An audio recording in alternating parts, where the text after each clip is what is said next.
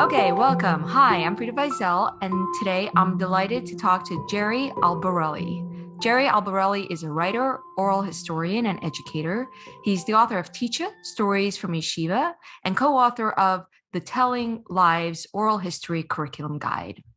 Gerry has many accomplishments in education and the humanities, but I invited him here today to talk about his experience as a boys' secular subjects teacher in a Hasidic yeshiva. Gerry wrote the wonderful account of his experience in the book Teach Us Stories from Yeshiva, and I wanted to talk about that and hear a little bit from the book. Hi, Gerry. Hi. Thank you for agreeing to this. I'm really excited. I've been a fan of the book. Did you read the review I wrote? Yes. It was so good. Something I usually don't do. I did big block quotes from the book in the review. It was very, very lovely and it felt familiar. So, you know what? Let's start by you explaining what your role in the Hasidic community was and when, because this goes back a million years. Well, not quite, but anyway, it's 1991, I believe, and till 1996. I taught English as a second language to second and third grade boys at a yeshiva in Williamsburg. And did you want me to read from the book or say? Well, before you read, I do want to hear an excerpt from the book. You didn't name the yeshiva, right? Are you still not naming the yeshiva you taught at? Is it still a secret? I think it's still a secret. It's still a secret? Can you share why you decided to not reveal the yeshiva? Also a secret. No. I mean, I guess maybe at this point it's not a problem. So it's the Satmar Yeshiva, and it was UTA, Unital Academy. Which is Satmar. It's one and the same, essentially. Yes. Oh, how come you didn't reveal it? Was there a particular? I wasn't sure how people would feel, and I didn't want to focus too much attention on that particular school. For instance, like when I first published the book, I would be interviewed on the radio and so on, and often it happened that people would invite me to come onto the show and then say, "This is a terrible education. What are they doing to these kids?" And I would say, I'm just here to talk about my own experiences and not to make generalizations about one school or this community and so on and so forth, but for the stories to sort of say many things and not just, oh, this is a terrible education, these poor kids, and so on and so forth. So because of this book was published by Glad Day Books, which is a small press that was founded by the writers Grace Paley and Bob Nichols. And Grace Paley was an old teacher and then friend of mine. And I had read the first story, Yeshiva, which was published in the Fairleigh Dickinson Review, to Grace in 1991 in her kitchen in Greenwich Village. And she kept saying, "Oh yeah," and anytime I'd go to see her after work, take the L train into Manhattan, she'd say, "Oh, that's a great story, honey. You should write that down exactly as you told it to me." And so in a way, I was thinking and telling stories to Grace, and then I was always writing down things that had happened and the stories as they occurred to me. But Grace, about a year or so later, said, "My family can't believe you haven't published that book yet," or a few years later. Mm-hmm. "And why don't I put you in touch with my agent?" I went to her agent, and then her agent sent me to places like Penguin and other places where I was asked, other publishing companies, where editors would suggest that I change the book and turn it into a novel or an expose or focus on one boy. And none of that really worked for me. So, and it wasn't what I wanted to do. So then in 1999, Grace had started this press, and she said, "I'd like you to publish that story, but do it the way you want it, And so it wasn't sort of for commercial purposes changed or like didn't have emphasis on the wrong places as far as I was concerned. So that's why it's so good. Knowing that, that's what appeals to some people made me want to resist naming it and focusing too much attention on it. So that's a long answer to your question. That is actually very interesting because I come from the Hasidic community and I'm very familiar with the fact that people want a specific narrative or several of specific narratives. And it's very interesting to hear, very interesting that you resisted that and you preferred to tell it as you did. You know what? Then let's do that. Let's hear a little bit of a reading. I'll read from the beginning, just a few passages from the beginning. So the first story is called Yeshiva. I saw an ad in the paper. English teacher wanted. Yeshiva, Brooklyn. Call Rabbi Steiner. Since I was living in Brooklyn and had taught English before, I called. Rabbi Steiner was busy, but he called back a few days later. He asked to see me, saw me, and hired me. He said, based on your background, I think you'll work out here. To be honest with you, public school teachers don't work out here. They don't last.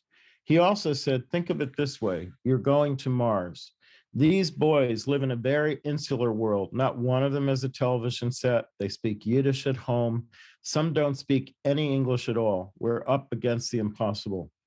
About 10 minutes later, he is walking me to the door of a classroom, the class of a young teacher, saying, he's very good, as he opened the door and I walked in. Stay 10, 15 minutes, don't stay longer than 15 minutes.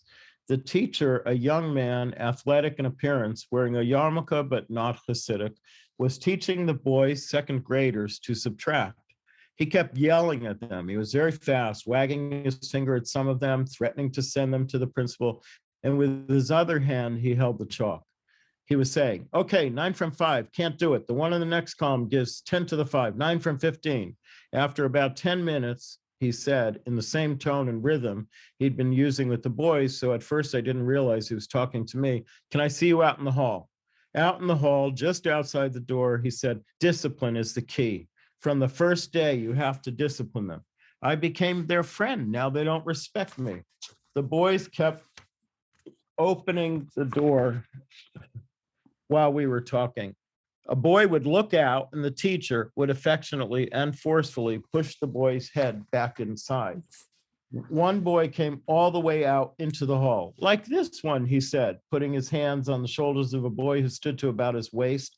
Yesterday what did I have to do to you yesterday? I picked him up like this, he said, lifting the boy off the ground and pressing him hard against the wall. And I smashed him against the wall because he kept talking. And he laughed. He laughs, he said, as the boy laughed again, dangling in midair and looking down. Teacher doesn't discipline his class. He doesn't last here.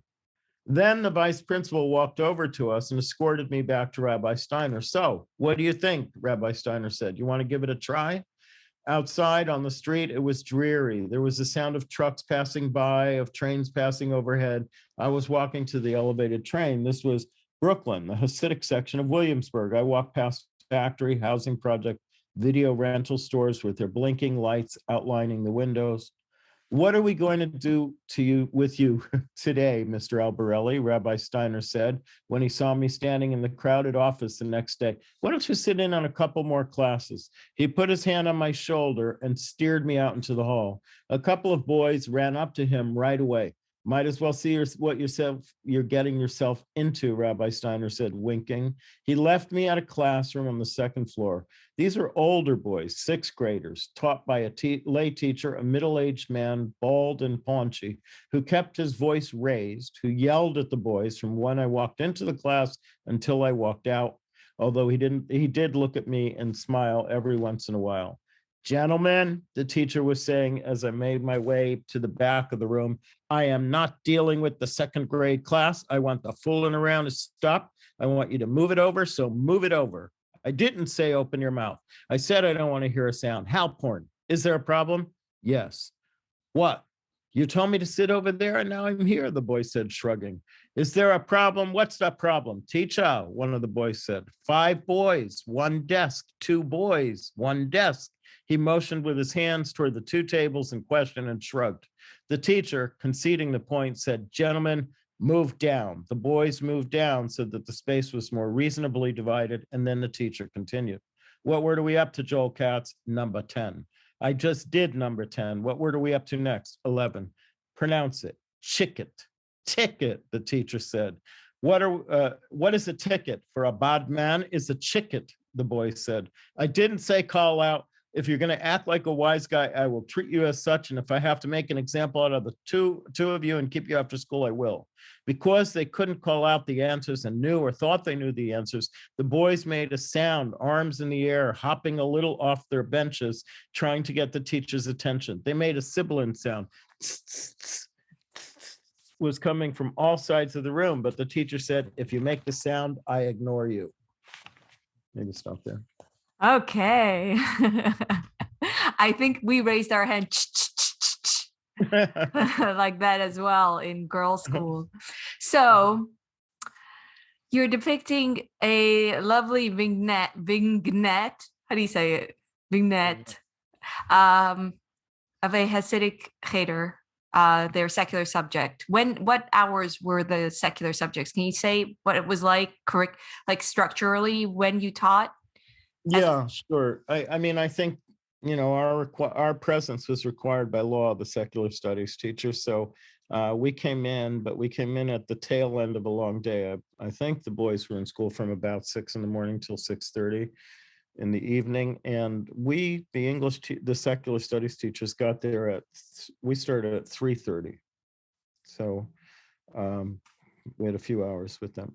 And then by which time, because they had no recess, and I don't know if English was considered to be important, they were just running around all the classrooms. Like it was time for a break, and they took it. So by 3:30.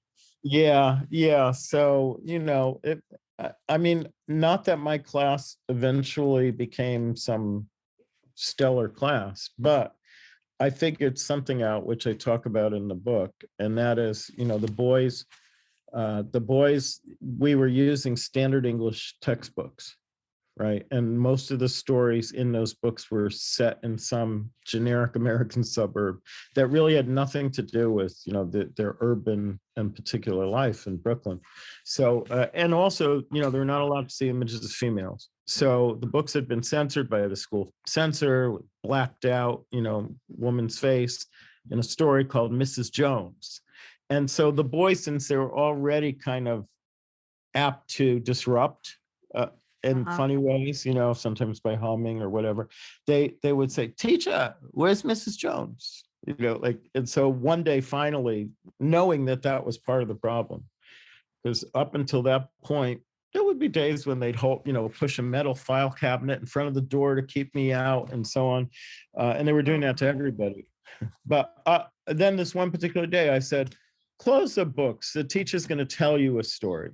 And I told the boys a brief story in which I was a character. And partly I did that because we had been told not to tell them anything, give them any personal information, as though we were being captured by the enemy, just your number or whatever. So I said, the teacher lives above a hamburger stand in Greenpoint nearby, and whatever that little story was. And then eventually, and they were interested, because they didn't usually hear about the lives of their English teachers. And then I said, who wants to be in a story? Now I'll tell a story, based on any of you. And eventually the idea took off, and they got it. And they said, oh, I want to be a policeman, an ambulance, EMT, a gunif, a thief, whatever it was. And I started just making up stories. And they eventually, within a week or so, it was a different class, because they wanted to know I did it every day. So, and I'd copy this, I'd write out the stories and I'd illustrate them using the old mimeograph machine in the office. And the boys would be, waiting for me at the door, and they'd say, I'm in the story today. Am I in the story? So they had a real vested interest in reading or learning English because they were in stories, And I remember just to finish this, telling Grace Paley about that one day, many months into it. And it's, I'd make these copies, the purple ink. And I said, and usually 4 or 5 will leave the stories behind, but others take them home.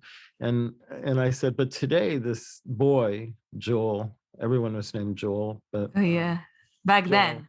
Yeah, right. There are fewer Joels now. Yeah, sure. But anyway, I said, Joel, what do you do with these stories? Because he was collecting all the the ones that have been left behind. And I was just teasing him, and I said, what do you sell them? What do you do with them? And he said, I give them for my sisters. My sisters love the stories. And I told that to Grace, and she liked that, and I kind of liked it, and it made its way into the book. And and then so things got easier. But I think a lot of classes were, not all, but a lot of classes were really chaotic, in the way that one I read about, chicket, the ticket for a bad man is a chicket, like sort of simmering under the surface, chaos, ready to boil over at any point. And once there was a day, and I put it in the book, I remember boys suddenly, everyone was streaming out of classrooms into the hall. And the English teacher of a particular classroom was out in the hall, and I said, what's going on? Because one of the boys opened the door and looked out, and he said, teacher fight, as if this were a regular thing, and it looked like a schoolyard fight, because the teacher was standing there and the boy was trying to hit him, and other boys were gathered around chanting something in Yiddish. I don't remember what. And, in my class, to me, it was just because I was telling them stories and they were interested in what they were going to do in the stories. It was not quite like that. So I was able to say, if you go out into the hall, because everybody was wanting to, I said, you're crazy if you go out. And so just a couple of boys went out. And what I did was I said, so who knows what the cause of this fight is? And they told me, yeah, the teacher emptied a boy's bookcase last night, and today, all like on the floor. And today, all the boys decided to make a protest against him. And I said, okay, well, why don't we finish that story, like as a class? Tell me what happens next. Like, say it didn't spill out into the hall. What happens? And so one boy, like we did it together. And I said, I'm the teacher. I walk in and it's very quiet. What's going on here? And then one boy said, we tie you up with tape. And, and another one said, throw him out the window. And another said, you burn down the school. And I told that to the English school principal afterwards. I was just telling him, it's like, sort of amusing. And he said, who was that boy who said to burn down the school, And, I think I told him, I didn't remember. But yeah, my relationship with the English school, and this gets back to your original question about why I didn't want to name the school, with the English school principal, was mostly he was a great guy and supported me, hired me. But I published that story, Yeshiva, eventually in the Fairleigh Dickinson Literary Review, but somebody from a local Brooklyn paper asked to publish it in a slightly different form. And it ended up on the principal's desk somehow. And what I didn't know when I gave them permission to publish the story was that they would do it in two parts. And the first part ended on what might have seemed a very sour note, and the principal called me in and he said, what is this? I thought you had affection for the boys. And I had to say, wait till the next installment, you'll see. And he did, and he was fine. And then when I had a book party, I had several book parties because I was working at the Actors Studio at the time. So I had one there. I had one at the Workman's Circle in Manhattan, and then I had one at Teachers and Writers in Manhattan.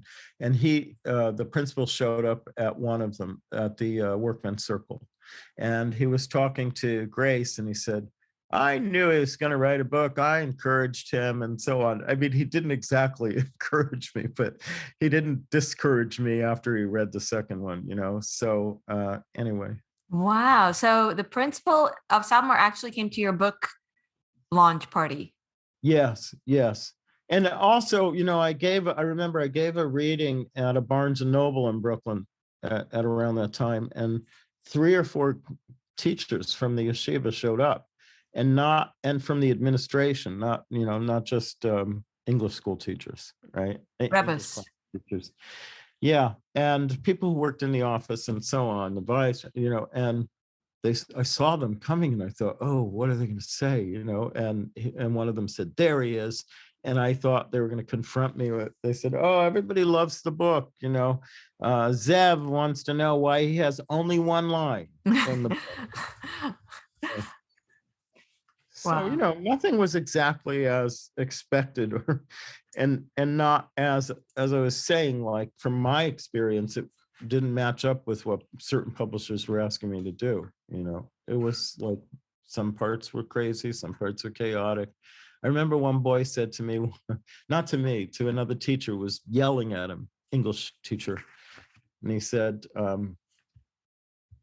oh, you're laughing. Oh, because the boys had a kind of antagonistic relationship with certain English teachers who Mhm. would gather in the teacher's room and smoke cigarettes. And, a boy would suddenly, and you hear like the sound of lots of boys going by. Every once in a while, one would open the door and say, stinking, because of and then the teachers, in their like persona that they adopted there or who they were, would say, get out of here. And so once I was in the hall and this teacher said to a boy, you're laughing. How would you like it if somebody laughed at your payas? And the boy said, laugh at my payas. Laughter is a gift from God. And I liked that answer so much because I don't know, it was like the absurd scenes and the humor of the place, of the boys, of various people, like that made it not one thing or the other, not like a horrible thing, that is happening to these boys. It wasn't like that. It didn't look like that to me. It looked like it had many sides. Yeah, that's a very unusual perspective, I think. I'm a tour guide, so I talk. We walk through the neighborhood, and the boys in the Hasidic community have often block off a street to have recess. And when we go by, they'll often be the way you describe them. Sometimes they try to antagonize us a little bit, wave to us, or get, crazy tour guide, I've been yelled at. There's an excitement about the outsiders going by that you kind of taunt them like let's get a rise. And most people, it's your way of reading it is very interesting. Was it a culture shock? And also, how surprised, how were you about, like, what was your first experience? How did you take in, how did you process being around when you first were introduced to these kids?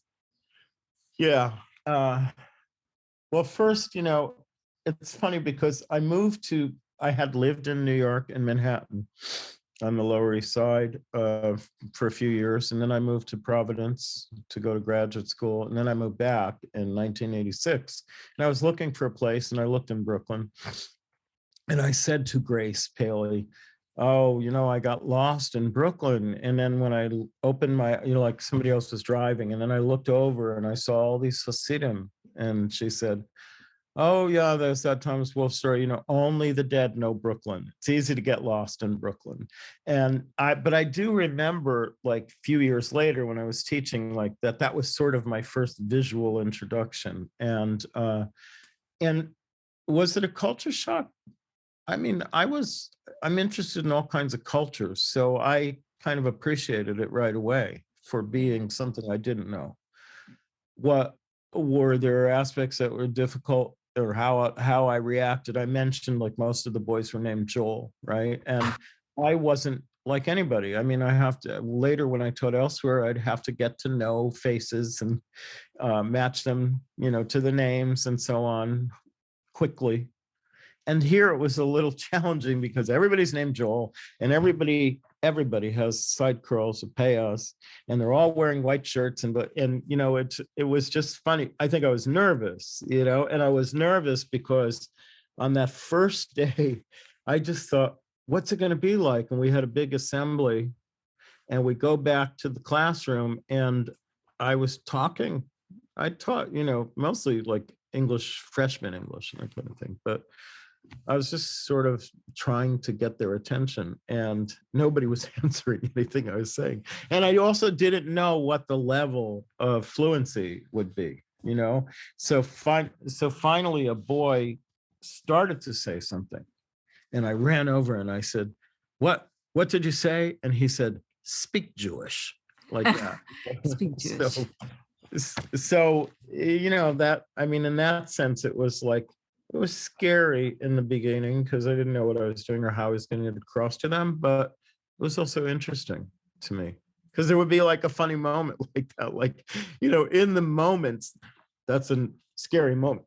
Who's going to answer? What's going to happen next? And then, he says, speak Jewish. And like a few hours later, I have to think that was a funny moment, because I'm eagerly waiting for him to say something, like that'll get us going. And and then, I mean, as it turned out, I learned pretty quickly that most of them didn't speak much English.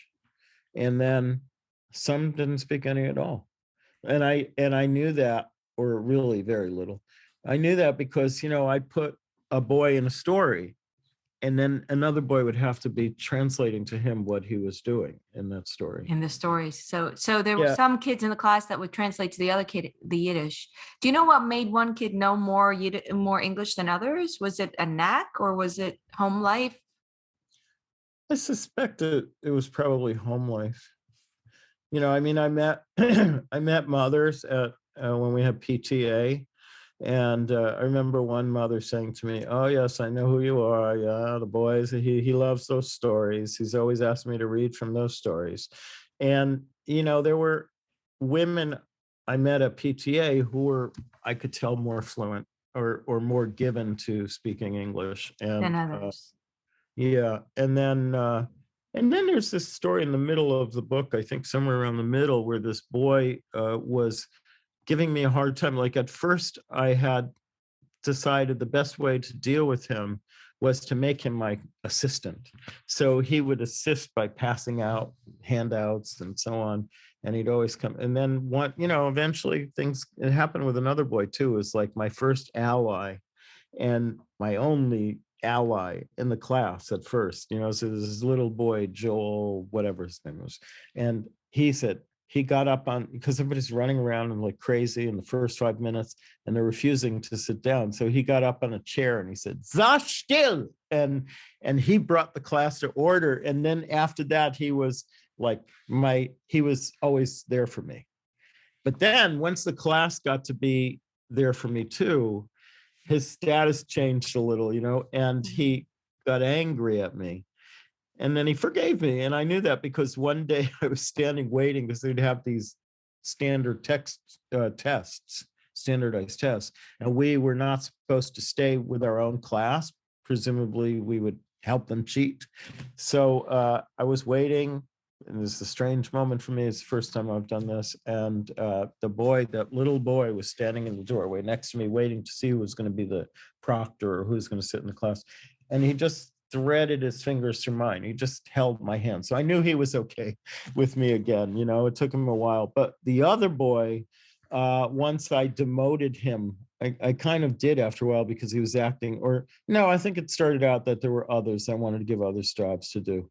And then he got angry and he would become really disruptive. And so finally, I asked the principal to transfer him to another class.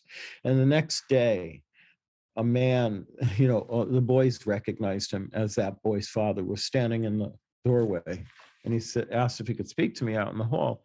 And I said, I really can't. I have 22 students. I can't have this one student disrupting. He said, yeah, but the boy is crying. He wants to be back in the class. And I said, but I have all these students. He said, I know what the teacher is saying. I have 18 children or whatever it was, And I said, and so he said, I know what you're saying. And I wasn't really inclined to take him back. And then he said, I have an idea, but don't tell anybody here. I think they should know the language of our country. So I want to hire you to be a tutor also. And so so the next week I took him back, and then, it was our secret. He and it was our secret. And then it turned out I was like tutoring 6 of that man's children, like every week another one would slip in, including a girl who got shooed away, but she was standing listening. Because another thing that I did, and I brought this into those tutoring sessions, is one day the English school principal, as they called him, called me into his office, and he said, I have a wild idea. I think you should teach a little history, because it was really just English and math, right? What do you mean by English? What does English mean? It was really just, I'm teaching English as a second language, basically. I mean, any of the secular studies teachers, they were there to teach English. Which is words that they spell out? Is that what it was? Like cat, writing it and yeah, like that. I mean, it was a pretty open curriculum. Like, it was a little bit up to us, but there was a curriculum director, and we could take it or leave it, and some was like phonics and that kind of thing.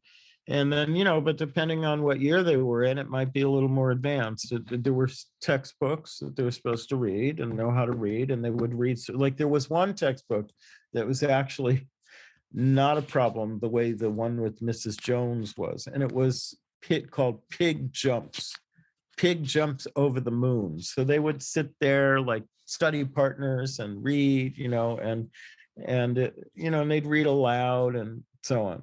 And then there was arithmetic, which I guess I brought a little of that in. But we're not supposed to teach history or anything like that. So, there came a day, I don't remember why, I mentioned this. It was like set before the Civil War, the story that I was telling them. And the slave said this, and no one believed me that there had been slavery in the United States.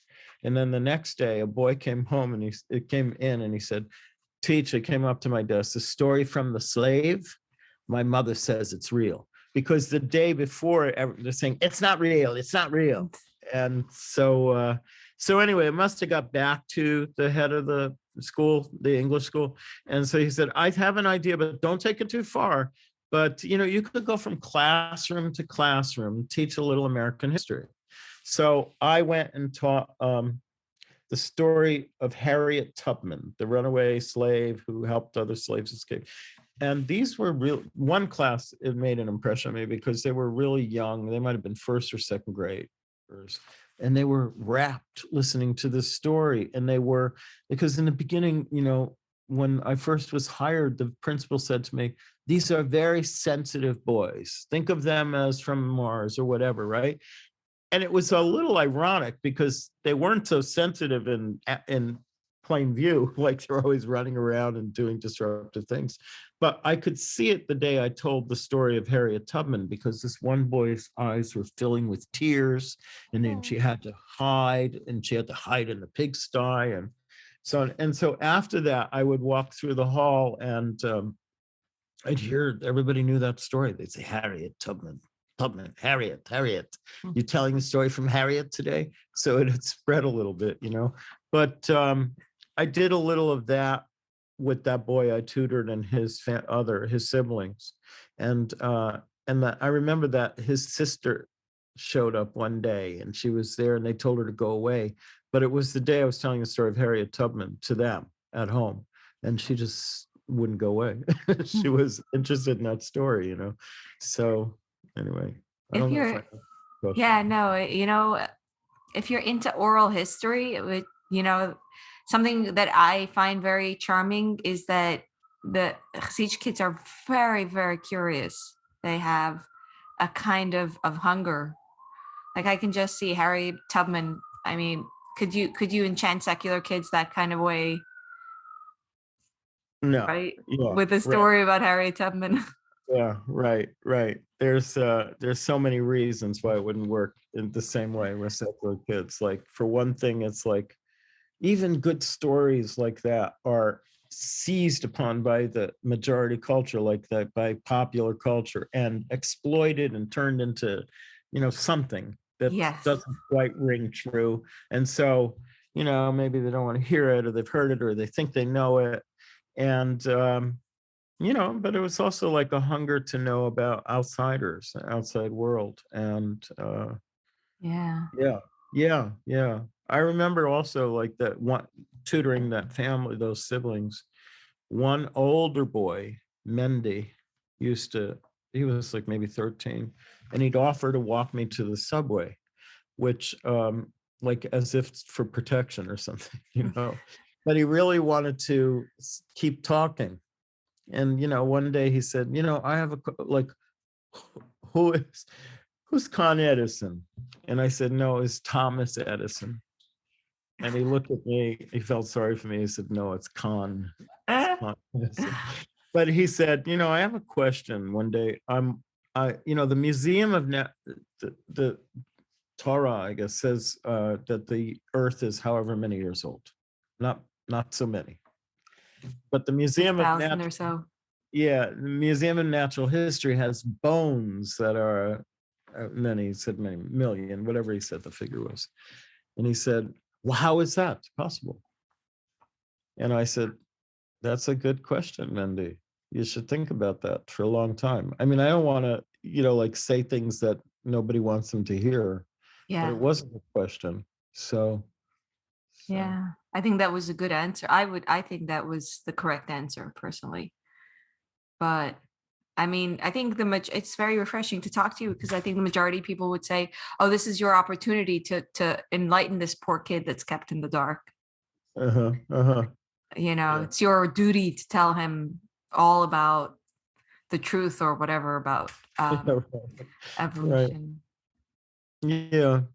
Yeah, I mean, I think with being on the radio and so on, like people saying, oh, it's terrible, like trying to get me worked up, right? And I would say, well, if anything, I think, they cast a light also on our culture, because it's not as if like there are ways in which they're more sensitive. And it's not as if there isn't a version of everything that's going on there in our culture, of chaos, of disruption, and the public schools aren't necessarily working. They're understaffed, same way the yeshiva were understaffed in terms of like you'd have 25 kids in a classroom or something like that. So, I mean, I just felt I had the authority to talk more about the culture I was familiar with than I did to talk about their culture. So I would try to, answer it that way, like divert attention back to our culture, the majority culture, rather. And then also, it's just not effective. Like, why would, first, I don't think that they're unenlightened. I think they're enlightened about certain things that people in the majority culture are not, and they like one boy said to me one day, you have to go deeper and deeper. Like that would be a way to read Torah and Talmud, right? And I remember thinking, it's as if I've been given this opportunity within certain limitations, to go deeper and deeper, just walking from train to yeshiva, having a class with new experiences for me, and then walking back. Like get to know a place as much as you can in as authentic a way as you can, And for me, that meant like telling the stories about the place, not making generalizations about the place. Like let the story refuse to yield its final meaning, and just, be a story that somehow echoes and makes you look at it from this direction or that direction. No, ideally, I mean, I think that's what stories should do. So, but most people in the culture they want experts, and they so-called, and they want commentary. And commentary is kind of, from my point of view, and I think a lot of writers, it's like the enemy of a story. Like you could either render the story at, that thing that somebody might comment. I think that's the job of the reader, to go away and take away the comments, like, oh, it's some ideas, it's sort of. But the best way to do that is to turn it into characters enacting something. You know what I mean? Like, because that's open to interpretation, and nuanced interpretation, and not just these general statements that, I mean, I still feel that way. Like when I taught oral history for years and years, I would, tell students, don't ask that kind of question. It's too big, like do it on the human being to human being level, and let people tell stories from their experience. Like you, as the oral historian, don't have to drive the interview like you come with preconceptions. They're just preconcept, like you haven't really met this person before. Oh, you don't know their culture. So ask. Like I used to have students from Sarah Lawrence College and Columbia go to interview women who'd been incarcerated and had just come out. Often they stayed in this place. It was an organization called Our Children, and it was founded by a nun who wanted to help the children of incarcerated women, and realized that to help them, she'd have to help the mothers. So she set up in a certain part of Queens, like a daycare center, a work center where women could like work in a beauty parlor when they came out of prison, and housing for them. And then I'd take my students who were often, by comparison, really privileged, and they would come in, and like anybody, like they want to feel, I know something about this, and my questions are going to be informed questions, but they're really not if you're not in that world. And and really the point of teaching writing class for me that way was for them to see that people can be really good storytellers. And how do you sort of get that energy onto the page? Like, maybe they're not able to write a lot, and other people are able to write really well crafted stories or sentences, but they don't have the urgency that these stories had. There's like an urgent need to tell and figure things out. And like I think also Grace Paley used to say that when I was a student, like you should write about the thing you don't know about the thing you do know, and try to figure out something in the writing of the story, which means you don't necessarily know where it's going. And you have to be okay with that. And in a way, that's how I felt at the yeshiva. Like I'm on the edge of chaos. I don't know what my next 12 steps I'm going to be, off the precipice or what, but that was kind of exhilarating, because you're in the moment and you're figuring things out. And that same goes for writing a story. Like I don't know, and you would tell people when I taught that they need to know the end of the story. Like let it be a surprise to you. You're figuring, like you're following your characters and so on, so that that energy, that excitement is going to be in the story, like you're driven to. So, but other people, circumstances, being in prison and so on, they have an urgent problems that need to be figured out by themselves and others. And, so that's Yeah. Yeah, but oftentimes, though, if you're taking a subject like prison or Hasidic boys' education, when you talk about urgent problems, they have already been framed in a cause that precludes you actually storytelling. And it's very interesting to hear. I came into this thinking, I love your book. I want to talk to you about it, about your memories. And I thought maybe we could have interesting tidbits of memories, which we have. It's been interesting to hear, but also I'm actually quite surprised to hear your experience as a writer, because I also find myself fascinated by the culture, and I also find the quirks of it sweet and just worthy of story. And especially Hasidic boys' education, the world says there's only one story you can tell, and if you tell that story, especially now, since it's been years since you published the book. Probably it took off in 2010, and you published when 1990. 2000, yeah. 2000. So it was like 10 years later that the whole Hasidic boys' education thing really took off. Yeah. How did you process that? How do you process that in general?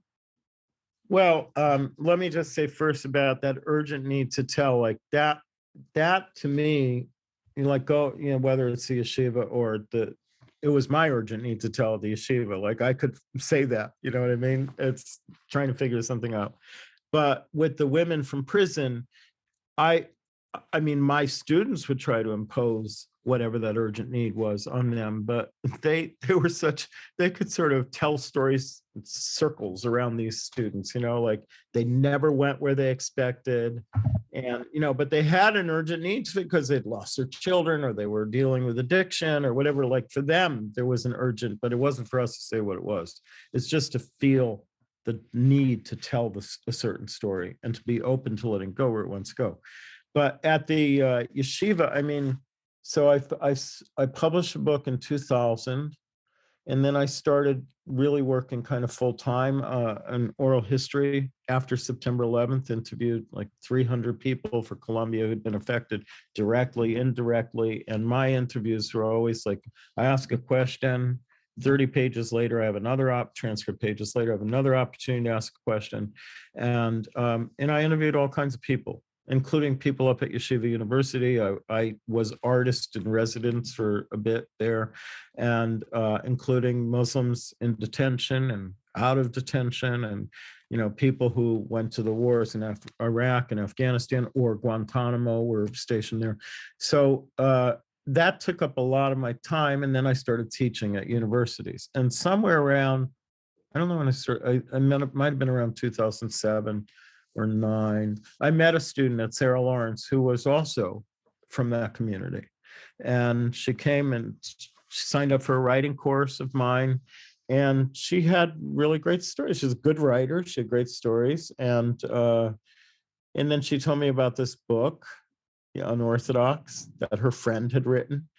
And then, I watched it take off. And a friend of mine, no reflection on the book, but a friend of mine said to me the other day, why don't you watch that story on Netflix, I think? And I said, oh, I started, but I feel as if like I know the contours of that story. And I also don't know if I like the way the world is like shaping that story. Like Netflix has to shape that story a certain way. You know what I mean? So, or the particular like fascination that means that Netflix would put it on. So, and that Can you explain by particular fascination what you mean? Like, yeah, I think a lot of audiences are going to respond to what that story is as a really, this is of course a problem, and it's negative, and it's all negative, or it's just like I watched some scenes, they're well done, but I guess my way of processing, and really again, it's not about the book, but my way of processing some of that is I'm bored because I feel like it's not that it's black and white, but there's something like too much. It's been cut out of not broad enough a piece of cloth. You know what I mean? I mean, to be a 10-part series or whatever it is, and to have a protagonist and so on. It's like there are all these rules that have to do with writing teleplays and screenwriting that for me are really apparent because I taught at a yeshiva, and I know the parts, I can imagine the parts that don't fit into that story, like as it's being reimagined on television. So that's interesting. I didn't like Unorthodox. I wrote about it, got a lot of bad feedback for writing about it critically. But I guess my question was more specifically about the education, which has been, I think, been getting more coverage. I was actually contacted by a reporter from the New York Times who was going to ask me about Hasidic education. And I said to myself, I'm not calling back. I'm not getting into this conversation.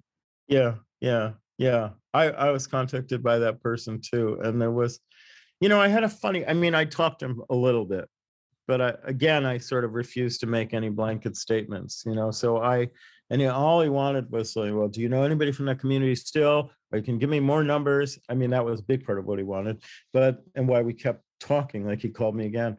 But I said, oh yeah, I was contacted by, and he knew this person, somebody who was also from that community who kind of left that community. And there was a lawsuit having to do with education. And he wanted me, this guy from that community, former member of that community, he wanted me to testify. And I as much as I think I like what he's about and what he's doing, I wouldn't do that. I can't be deposed as an expert witness. I'm not an expert witness. I taught there long ago, and I don't really want my book to be used that way. I want if it inspires a kid to want to go out and do stuff like that, fine, but I'm not gonna. So I had to say no. And the reporter knew this person, so no, I have that name already anyway, no. And then I said, oh, there was this funny story. I mean, it just comes up for me now, like two former students of mine, because I did all those September 11th interviews and I got to know certain people because they tell me over 10 sessions their entire life, stories that were important to them. One was Jay Swithers, who is now a chief on the EMS side of the New York City Fire Department. And he still, ever since he was 16 and young volunteer, he still volunteers on an ambulance in Bay Ridge, Brooklyn. One of these private ambulance companies that was started because, the response time in the 70s was like 45 minutes. People would have to wait for an ambulance. So he and I got to know each other, and he'd come to my classes and tell stories. And then one day he said to me, I have two of your former students working on the ambulance at Bravo. And they told me that they read your book to each other on the phone. Their wives think they're crazy, and they're always laughing, and they love that book. And I had gone out with him a couple of times on the ambulance, and I said, well, maybe I'll come and meet them. And he said, no, but if you say you're going to meet them, you have to meet them because they really like the book. So I went in a couple of weeks, and one guy who was by then in his 20s, or maybe mid-20s, was the first one. He said, we call them Joel number 1, Jay said, and Joel number 2. So I don't remember whether it was Joel 1 or 2, but the first one came up to me and he said, Teacher, don't worry, we're not going to throw any oranges at you. And then he said, and then the other one said, every page from that book is like a page of my life. And they love like this disciplinarian, Rabbi Katz, I call him in the book, he's like he's scary, but he's sort of a figure that they know how to get around and who has affection for them. In spite of all the stick that he's slamming on the door, so anyway, I don't know. I mean, I think there is, that's my answer. It's kind of mixed. Like, I think it's probably good for some people to be able to talk about the limitations, because those two Joels talked about the limitations of the education to me. Like they said that there were three of us on the,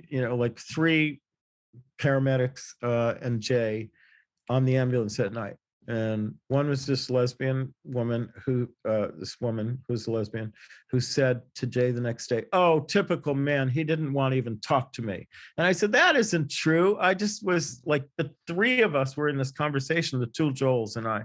And, I had to sort of give them all my attention. But anyway, they were saying, oh, it's so hard even to get this job, which we both wanted, this volunteer job.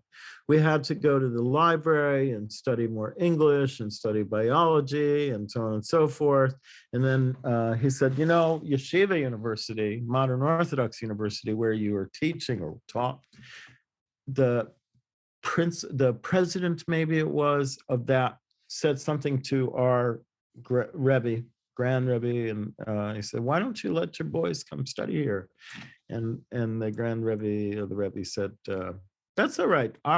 Your boys study. They'll take care of our boys when they need a doctor, and we'll take care of them when they need to know more about Torah and Talmud, or something like that. And so anyway, they were a little bit complaining, like, this has shaped my life in ways that it's limited my possibilities, but they were also pursuing these possibilities. So, yeah.